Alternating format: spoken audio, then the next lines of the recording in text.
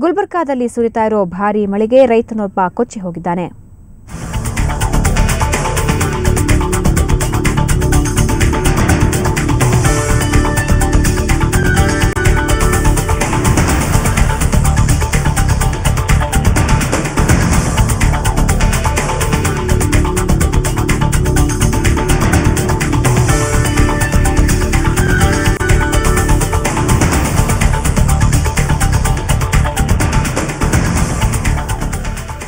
ಈ ಬಗ್ಗೆ ಮತ್ತಷ್ಟು ಮಾಹಿತಿ ಪಡೆಯೋಣ ನಮ್ಮ ಪ್ರತಿನಿಧಿ ಶರಣಯ್ಯ ಹಿರೇಮಠ ಅವರಿಂದ. ಶರಣಯ್ಯ, ಗುಲ್ಬರ್ಗಾದ ಯಾವ ಭಾಗದಲ್ಲಿ ಈ ರೀತಿ ರೈತ ಕೊಚ್ಚಿ ಹೋಗಿದ್ದಾನೆ?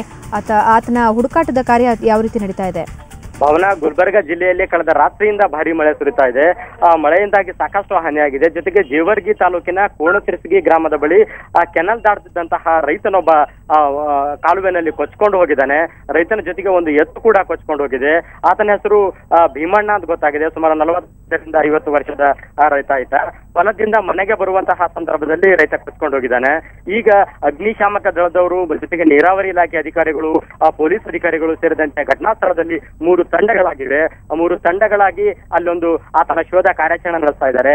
ಜೊತೆಗೆ ಗ್ರಾಮದ ಯುವಕರು, ಗ್ರಾಮಸ್ಥರು ಕೂಡ ಸಾಕಷ್ಟು ಸಹಕಾರ ನೀಡಿಬಿಟ್ಟು ಈ ಒಂದು ಕೆನಲ್ನಲ್ಲಿ ಜಿಗಿದು ಈತನ ಶೋಧ ಕಾರ್ಯಾಚರಣೆ ನಡೆಸ್ತಾ ಇದ್ದಾರೆ. ಭಾವನಾ.